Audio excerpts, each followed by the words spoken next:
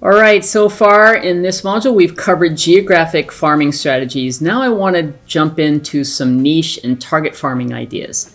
First thing, what did you do previous to getting into the real estate business? And does it lend itself to creating a specialty farm? Do you have a list of contacts that you can add to your sphere of influence in your CRM? From what you did previous to this, a lot of people get their business going with just networking in their previous career. So if you were a professional, a teacher, a nurse, or you did something, or you even worked in some other company, you may have something that, whatever you did, if you were a paralegal, do you like that field? Is that something that you're still interested in pursuing as far as building connections with, because you've now moved on into your real estate career, but you still, for X number of years, you were a teacher or you worked in, as a plumber or whatever it is you did. There are other people that have the same previous career as you, and it's an excellent consideration for farming. Maybe there's some Facebook or LinkedIn groups that are around that previous career that you could join as well. All right, so that's the first one. The next one, very unique, very interesting, and we call it the surname farm. Now, what this is you farm all the homeowners who have the same last name as you, all the spelling variations. So for me, O'Brien, my name's spelled with O-B-R-I-E-N, A-N with a Y. So what you do is you pull all, for the area that you serve in your local market, you go to the tax records and you look for everybody that has the last name, your same last name, and you gather that information. And it doesn't matter if it's 5 people or 105 people. When I share this idea with people and they say, yeah, but I have this really unique last name. And if there's only 5 people in your whole community that you serve for real estate that have your same last name, I'm going to tell you something. That right there is going to be unique enough to make a connection with 5 additional other human beings that own property in your area. So try it. You'll be surprised. You'll have instant rapport because of the same surname. So give this a try. Get the list, put it in your CRM, and then send an intro letter and have some fun with your same last name. So my last name's O'Brien. My email is my letter, because it's going to be all you're going to have is addresses at this point, unless you cross-reference it with your data sources. But send a letter out introducing yourself. I'm O'Brien. I'm going to play on that whole Irish connection. And if you're thinking about selling or buying in the community here, you definitely want to work with another O'Brien. You're going to have some fun with it like that, right? Insert your particular information about your name, your heritage, and so on. That's the surname farm. The next cool, interesting niche farm idea is the hometown farm. So this is all about, are you originally from somewhere else? Meaning, did you grow up in another area that you're not working and doing real estate in? And if so, get a list of homeowners that have a mailing address that's different than where in other words, they don't live in the home, so it's a second home or an investment home. So you're looking for all the people that own a home in the area that you serve that have a mailing address from your hometown state, province, city, and so on. So I'm going to give you a perfect example of this. I had a past real estate agent, a client, that I shared this idea with, and she was from Minnesota. Her name's Bonnie, and she's from Minnesota.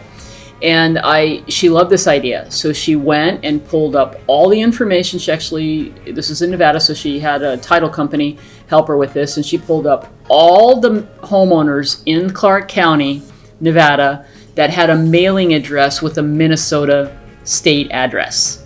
And I think it was about 164, if I remember correctly. Believe it or not, 164 people owned property in Clark County, which is the greater Las Vegas area in Nevada.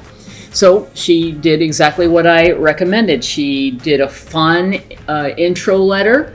She sent it, all she had was mailing addresses, and she introduced herself, and she talked about being from Minnesota and the things about Minnesota and being the Minnesota connection, how long she'd been in Vegas, and when the time came to sell the home, that they definitely needed to call the Minnesota connection. From just doing this, after 2 or 3 mailings, she ended up with 3 to 4 pieces of business from this farm. One of them was someone who bought had other property, ended up or sold their properties but wanted to buy another investment property. You just never know. The whole idea here, guys, is you're looking for commonality, something that you can build instant rapport with people. And there's just two ideas right there. One being your last name and the other being your original hometown farm. So with both of these, you want to add them to your overall touch connection plan, where, again, this is where I'm such a huge fan, and we do this. I do this personally with my teams. We have a monthly newsletter. We think this is one of the best things for all the agents that work with me. Tell me the newsletter is one of the strongest ways that they touch their database, and it generates business all the time for them. And you can do this the same, not just with your sphere, with these other unique farm ideas. Okay, let's talk a little bit about finding your niche. Now, I just want to introduce the concept here and tell you that in Module 11, we're taking a deep dive into a ton of niche ideas and then all types of marketing and lead gen that you can do around a selected niche. All I want to say up front is, as you start doing your business, or as you re-examine ways that you're going to generate more business for your real estate career, I want you to start thinking about what types of areas, whether it be property types, that you really enjoy working with. So in niches, you have property type specialties, like do you want to work with condos or golf course homes or luxury homes? Obviously, we've talked throughout here geographic, so I'm talking about other than geo right now. You could also consider demographics. Is there a certain type of person you want to work with? Maybe it's seniors, military, first-time home buyers as an example. Then there's even other specialty niches like probate, divorce, distressed properties, right? So just start exploring that idea and then jump into Module 10 when you're ready, and we'll get into a ton of content around how to really explore that and then what to do once you pick a niche, all right? Now, ongoing connections, regardless, I've just mentioned it, but I'm going to hit it one more time. Include a call to action on everything that you send out. Obviously, you're going to do this with a geo farm, but if you're going to choose any of these other farms, these target markets, make sure you're driving people where they can go get additional information, because in the beginning, when you follow these tactics, you generally only have somebody's mailing address. Again, you can always go to data sources and social media and try to get as much contact information like people's emails and phone numbers so that you can call or text them.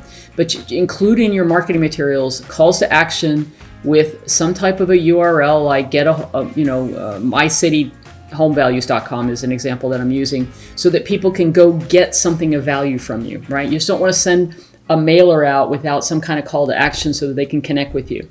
Send that monthly newsletter, as I mentioned, send postcards regarding home values, choose a few other things that you're going to do from the ideas that we shared with you in the Geo Farm, add them to your campaign for lead follow-up, and make those connections and then qualify the people, all right? This is all you're doing here. You're just finding other strategic ways to connect with people that maybe you have something in common with, and build additional opportunities to present and hopefully get some more listings and sales. All right, that's it for target niche ideas. Next up, we're going to talk about building an agent network.